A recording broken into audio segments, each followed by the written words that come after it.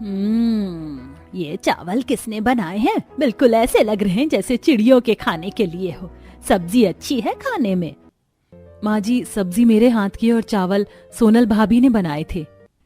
विशाखा की बात सुनकर अच्छा खासा खाना खाती शालिनी ने सब्जी की प्लेट को नीचे रख दिया और चावल ही खाने शुरू कर दिए।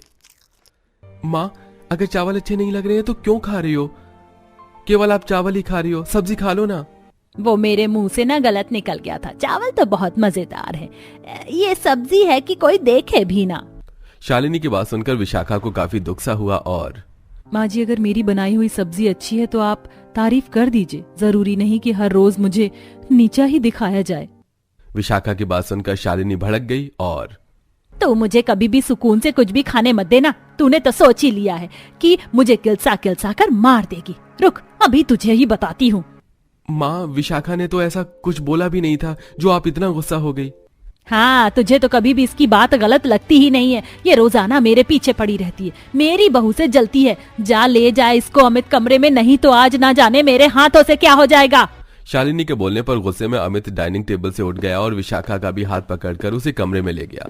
शालिनी की दो बहुएं थी, विशाखा और सोनल। सोनल घर की बड़ी बहू थी और शालिनी की पसंद की थी।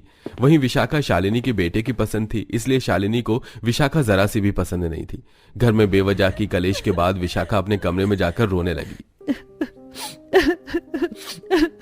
अमित जी, मेरी क्या गलती थी जो माँ जी ने मुझे इतना कुछ सुना दिया? अरे ये तो सभी जानते ही हैं और बाबा तो कई बार कह भी चुके हैं कि मैं खाना अच्छा बनाती हूँ, लेकिन पता नहीं माँ जी क्यों मुझसे ऐसी उखड़ी उखड़ी रहती है। मुझे नहीं लगता कि मैं कभी माँ जी का दिल जीत भी पाऊंगी। तुम अपनी अच्छाइयों से ऐसे ही माँ का दिल जीत लोगी जैसे तुमने मेरा जीता था। विशाखा, तुम दुखी मत हो। अमित ने विशाखा को संभाल लिया। घर में रोजाना किसी न किसी बात पर कलेश होना तय था। आज भी दोनों देवरानी जिठानी साथ साथ खाना ही बना रही थी कि तभी ये विशाखा बहुत घमंड दिखाती है अपने बनाए हुए खाने पर। आज देखती हूँ। सोनल ने ऐसे सोचकर विशाखा की बनाई हुई सब्जी में उसकी आंखों के सामने ही पूरा मिर्ची का डिब्बा उड़ेल दिया। भाभी, ये क्या किया आपने? अब इतना कर दिखाना अपने बनाए हुए खाने के ऊपर? प्यारी विशाखा, बहुत घमंड है ना तुम्हें? घमंड मुझे नहीं, आपको है भाभी, वो भी ना जाने किस बात का। बहुत अच्छी समझती है ना माँ जी आपको। अब देखिए, मैं जाकर बताऊंगी आपकी सच्चाई माँ जी को। विशाखा काफी गुस्से में थी, लेकिन उसने कुछ गलत नहीं किया। उसने कढ़ाई को उठाया और वो उसे शालिनी को दिखाने के लिए ले गई। माँ जी, देखिए सोनल भाभी ने क्या किया, मेरा बनाया हुआ खाना बिगाड़ दिया। विशाखा एक उम्मीद से अपनी सास के पास गई थी कि उसकी सास आज उसका साथ देगी, लेकिन अच्छा, तो ये सोनल ने किया है? झूठी मक्कार, कुछ और नहीं मिला तो मेरी बहू पर झूठे इल्जाम ही लगा रही है। तू इतनी सीधी नहीं है जो तूने कुछ ना किया हो। तूने ही कुछ किया होगा तभी सोनल ने ये कदम उठाया। नहीं माँ जी, मैंने भगवान कसम कुछ नहीं किया। मैं तो बस आराम से खाना। बस बहुत हुआ, चल निकल जा मेरी आंखों के सामने से। नहीं माँ जी, आज मैं नहीं निकलूंगी। आप कब तक सच को अनदेखा करती रहेंगी? आपकी बड़ी बहू अच्छी नहीं है। अच्छा, तो अब तू मुझसे आवाज को ऊंचा करके बात करेगी? अपनी हद में रह, समझी? शालिनी के घर में आज फिर से इस बात के ऊपर कलेश शुरू हो गया, लेकिन विशाखा इस बार चुपचाप नहीं रही और उसने अपने हक की बात कही। काफी देर तक लड़ाई चलने के बाद शालिनी बोली, अजी सुनिए, मैं इस लड़ाकू के साथ नहीं रह सकती हूँ।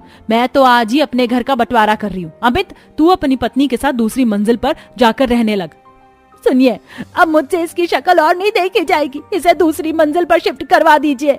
शालिनी की रोज रोज की लड़ाइयों से सभी परेशान आ गए थे, जिसकी वजह से अमित का बाप भी कुछ नहीं बोला और घर का बंटवारा हो गया। अमित और विशाखा को घर की दूसरी मंजिल मिल गई और सास ससुर सोनल और सोहन के साथ नीचे ही रहने वाले थे। अमित ने 2-4 लोगों को बुलाकर अपने सामान को ऊपर रखवाया और तो अब से ये हमारा घर होगा। नीचे के मुकाबले तो इसमें बहुत कम सुविधा है, साथ ही इसका लेंटर भी ज्यादा ठोस नहीं है। लेकिन चलिए, रोज रोज की कलेश से अच्छा है कि हम किसी तरह यहीं पर रह लेंगे। सही कहा तुमने विशाखा। अमित और विशाखा के घर की मंजिल नीचे वाली मंजिल से बिल्कुल अलग थी। उसमें बस बिना प्लास्टर हुआ एक ईंटों का कमरा था और आंगन वगैरह सब खुला हुआ था, लेकिन विशाखा घर की सुख शांति के लिए उसी में रहने को राजी हो गई थी। अमित जी, चलिए रात हो रही है तो अभी सो जाते हैं। इसमें कहाँ कैसे क्या चीज रखनी है वो हम कल देखेंगे। ठीक है। अमित और विशाखा दोनों अपने कमरे में सोने को लेट गए। वो काफी थके हुए थे, लेकिन ऐसे में ही बारिश शुरू हो गई। उनका लेंटर पक्का नहीं था, जिसका नतीजा ये सामने आया कि उनके कमरे में पानी टपकने लगा। ये भगवान, सारा कमरा टपक रहा है, बाहर तो छत भी नहीं है। इस बारिश को भी आज ही आना था विशाखा, यहाँ हमसे सोया नहीं जाएगा, चलो नीचे चलते हैं, मैं माँ से पूछ लेता हूँ। अमित ने ऐसे बोलकर नीचे अपनी माँ को बहुत आवाजें लगाई, लेकिन किसी ने भी उसकी आवाजों का जवाब नहीं दिया, जिसकी वजह से उन दोनों को टपके में ही रात गुजारनी पड़ी। ऐसे ही सिलसिला जारी था। अमित और विशाखा रोजाना किसी न किसी चीज से परेशान ही वक्त गुजारते थे। एक रोज विशाखा चूल्हे पर खाना बना रही थी कि उसने जाल में से अपनी सास को देखा। ये क्या, माँ जी पोछा लगा रही है, लेकिन क्यों? मर गई रे। शालिनी को पोछा लगाता देख विशाखा को बुरा लगा, लेकिन उस वक्त वो कुछ नहीं बोली। फिर ऐसे ही विशाखा ने शालिनी को बाकी काम करते हुए भी देखा, जैसे बर्तन धोना और सफाई वगैरह। इस सब के बाद विशाखा नीचे गई। सोनल भाभी, सोनल भाभी कहाँ हो? बोलो, हम तुमसे कोई मतलब नहीं रखते, फिर क्यों आई हो? मैं कई दिनों से देख रही हूँ, कभी माँ जी पोछा लगाती हैं तो कभी झाड़ू बर्तन करती हैं। आप क्यों करवाती हो उनसे इतना काम? उनकी उम्र नहीं है ये सब करने की, समझ आया? ओह, तो सास से जबान लड़ाने वाली मुझे सीख देने को आई है? मेरी बात सुनो, माँ जी ये सब अपनी मर्जी से करती हैं, मैं नहीं बोलती उनसे ये सब करने को। क्यों, है ना माँ जी? हाँ हाँ हाँ हाँ हाँ हाँ हाँ। शालिनी बेचारी ने बस हाँ में गर्दन हिला दी, लेकिन उसकी आंखों से लग रहा था कि जैसे वो कुछ कहना चाहती थी। उस वक्त विशाखा वहां से चली गई। ऐसे ही कुछ दिनों के बाद शालिनी विशाखा से सब्जी मंडी में टकराई। वो काफी दुबली हो गई थी। माँ जी आप यहाँ? विशाखा बहू, क्या हुआ माँ जी आपको? आप तो बहुत कमजोर लग रही हो। माँ देखो, आपकी आंखों को मैं पढ़ सकती हूँ, कुछ तो बात है। बहू बहू मुझे माफ कर दे, मैंने बहुत गलत किया। मैंने हमेशा तुझे सोनल से कम आंका, तुझसे 36 का आंकड़ा रखा, लेकिन अब मुझे समझ आ रहा कि ये बंटवारा मेरी जिंदगी की सबसे बड़ी भूल थी। सोनल मुझसे बहुत काम करवाती है बहू, ना करूँ तो वो मुझे धमकाती है। उनकी ये मजाल कि वो आपको हेकड़ी दिखाए। माँ जी इसमें भी मेरा ही हाथ है बहू, मेरी ही गलती है। मैंने ही उसे ज्यादा सर चढ़ा लिया, जिसकी वजह से आज वो मेरी ही छाती पर नाच रही है। तुझसे बात करना चाहती थी, लेकिन करने की हिम्मत नहीं थी। तू मुझसे नाराज तो नहीं है ना मेरी बहू? बिल्कुल भी नहीं माँ। तो फिर तू चल मेरे साथ। शालिनी ऐसे बोलकर अपने साथ विशाखा को घर ले आई। विशाखा को शालिनी के साथ आता देख सोनल बोली, ओ हेलो, कहाँ घुसी चली आ रही हो? माँ जी इसे कहाँ ला रही हो? अब मेरी आंखें खुल गई हैं बहू कि कौन मेरा अपना है और कौन पराया। और अब से विशाखा भी हम सभी के साथ ही रहेगी। जिसको दिक्कत है वो जा सकता है। शालिनी की बात सुनकर सोनल का मुंह बस बंद हो गया था। अब उसे समझ आ गया था कि उसकी दाल अब नहीं गलने वाली थी, इसीलिए वो कुछ नहीं बोली और विशाखा ऊपर से वापस नीचे आ गई। अब घर का बंटवारा खत्म हो चुका था और अब सभी मिलजुल कर खुशी खुशी रहते थे। ओहो, आज तो ससुराल में मेरा पहला दिन है। मुझे जल्दी उठकर सब कुछ रेडी कर देना चाहिए। सुनिधि घर की सफाई करके नहा धोकर अपनी पहली रसोई का खाना तैयार कर लेती है। सब उठकर आते हैं। आलू के पराठे की खुशबू कहाँ से आ रही है? अमृता, तुम तो यही हो, तो खाना किसने बनाया?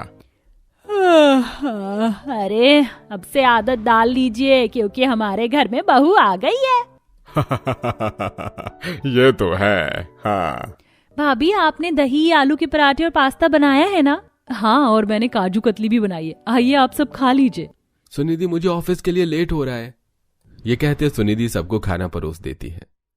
वाह बहू वाह, खाना तो बहुत अच्छा बनाया है तुमने। ये लो बहू, हम सबकी तरफ से तुम्हारा नेक, सोने का हार, अंगूठी और पायल। मेरी तरफ से तुम्हारे लिए कमरबंद। मम्मी जी, पापा जी, शुक्रिया। सब खाना खाकर अपने अपने काम में व्यस्त हो जाते हैं। सुनिधि भी अपने ससुराल में सारा काम करके खुश रहती है। वहीं एक दिन नंद की सहेली पिंकी आ जाती है। निधि रसोई में चाय बना रही थी कि भाभी मेरी दोस्त आई है, आप कुछ अच्छा सा बना दो। ठीक है, मैं बना देती हूँ। सुनिधि रसोई में अपनी नंद के कहने पर खाना बनाना शुरू करती है। तभी खाना बनाते वक्त कुछ सब्जियों की कमी होती है। ओहो, फ्राइड राइस के लिए तो बीन्स और सोया सॉस नहीं है। मुझे बाजार से लेकर आना होगा, टाइम भी नहीं है। जब तक पास्ता उबल रहा है मैं सामान लेकर आती हूँ। गैस की फ्लेम मीडियम करके सुनिधि फटाफट बाजार से जाकर सामान ले आती है और बीन्स काटना शुरू करती है। इतने में सास ससुर आवाज देते हैं, अरे बहू, चाय पीने का मन कर रहा है, जरा चाय लिया। अरे बहू, रसोई में से मूंगफली भून कर दे दे। मुझे फिर से भूख लग रही है तो वही खा लूंगी। अभी बाहर से सामान लेकर आई हूँ, खाना भी बनाना है। मैं तो परेशान हो गई हूँ। आई माँ जी, पापा जी। सुनिधि ससुर की चाय बनाकर और एक गैस पर पास्ता हटाकर सास के लिए मूंगफली भून देती है और सास ससुर को देकर आती है। उसके बाद रसोई में आकर पास्ता बनाती है। तभी भाभी, मेरी फ्रेंड मेरे रूम में कब से वेट कर रही है, आप कुछ खाने पीने के लिए लेकर आओ ना। हाँ बस हो गया है, 5 मिनट बाद तुम लेने आ जाना। प्लीज भाभी, आप ही मेरे रूम में सब कुछ लेकर आ जाना, मैं उनसे बात कर रही हूँ, अकेला नहीं छोड़ सकती उसको। ये कहकर चांदनी अपनी सहेली के पास चली जाती है। फिर सारा सामान रेडी हो जाने पर सुनिधि 2-3 चक्कर में उन्हें pasta, fried rice, cold coffee देती है। और वो सब खाना खाने के बाद, भाभी आपने बहुत अच्छा खाना बनाया था आज का भी, आप ये सारे जूठे बर्तन ले जाओ। ठीक है। घर के काम करने से सुनिधि को एक पल के लिए चैन नहीं मिलता। वो जैसे ही अपने कमरे में जाती है तो उसकी माँ गायत्री का फोन आ जाता है। कैसी है मेरी बच्ची अपने ससुराल में, खुश तो है? माँ, मैं खुश तो बहुत हूँ, लेकिन फिलहाल मेरा दिमाग बहुत गर्म है। नंद की फ्रेंड आई है, इस वजह से मुझे रूम में खाना परोसना पड़ रहा था, और फिर कहती है कि भाभी यहाँ से जूठे बर्तन ले जाओ, मुझे फोटो खींचनी है। ये नहीं कि खुद एक बार भी उठ जाए। मैं भी तो उसका काम कर रही हूँ ना। सब्जी खत्म हो गई थी, बाहर बाजार से लेकर आई। उसके बीच माँ जी पापा जी आवाज लगा रहे हैं अपना काम करवाने के लिए, उनको भी उनके कमरे में सेवा पानी करो। हे भगवान, मेरी फूल सी बच्ची के साथ ये ससुराल वाले क्या कर रहे हैं? सुनिधि, तू इनकी बातों में ही क्यों आ रही है? अरे तू मेरी बेटी है, अभी तक तुझे इन सबको अपनी उंगलियों पर नचा लेना था। अगर तू इन सब की ही बातों में फंसी रहेगी तो ये सब तेरे सर पर चढ़कर नाचेंगे, नौकरानी की तरह तुझसे काम करवाएंगे। पर मेरी बेटी, तू रानी है ना, तुझे उस घर पर राज करना है। कुछ ऐसा कर कि प्रॉपर्टी तेरे हाथ में हो। और तू इतना काम क्यों कर रही है? माँ, आप मुझे भड़का रही हो। मेरे ससुराल वाले इतने बुरे भी नहीं है। मेरी पहली रसोई में इन्होंने बहुत अच्छा तोहफा दिया था मुझे, और मैं जरा सी छींक भी मार रही थी तो सासू माँ मुझे काढ़ा बनाकर भी दे रही थी। अरे मेरी भोली बच्ची, मैं तुझे भड़का नहीं रही हूँ, सच्चाई बता रही हूँ। तुझसे प्यार की 2 बात तो इसीलिए करेंगे ही क्योंकि तुझसे काम निकलवाना है, पर तुझे भी जवाब देना सीखना होगा। ठीक है माँ। और तेरा पति अभी तक तुझे बाहर घुमाने भी लेकर नहीं गया है।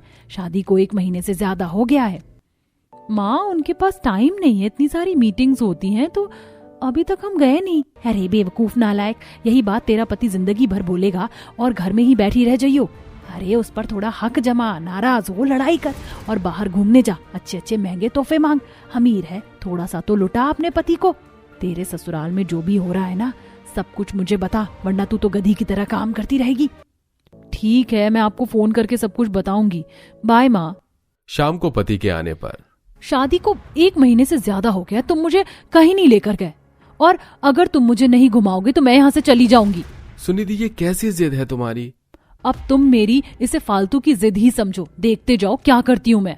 सुनिधि पति के साथ घर वालों को भी उल्टा जवाब देती है और किसी की नहीं सुनती, न कोई काम करती है। सास को जैसे ही पता चलता है तो, अरे बेटा, बहू की शादी हो गई है, ले जाना उसे घुमाने। सही तो कह रही है बेचारी। माँ, पर वो, अच्छा आप कह रही हो तो ठीक है, ले आऊंगा। अगले दिन अंकित उसे घुमाने ले जाता है। वहां से आने के बाद सुनिधि के पास फिर उसकी माँ का कॉल आता है और वो फिर उसे और भी ज्यादा भड़काने लग जाती है। जिसके बाद एक दिन, अंकित बेटा, मैं सोच रहा था जो एक प्लॉट है वो मैं चांदनी के नाम कर दूं। हाँ पापा कर दो, शादी तो मैं अपनी बहन की खुद करा दूंगा, पैसे उसी के लिए तो कमा रहा हूँ। माँ ने सही बोला था, यही सही मौका है इस बात का। माफ करना पापा जी, जब अंकित अपने पैसों से अपनी बहन की शादी कर रहे हैं तो उन्हें प्रॉपर्टी की क्या जरूरत है।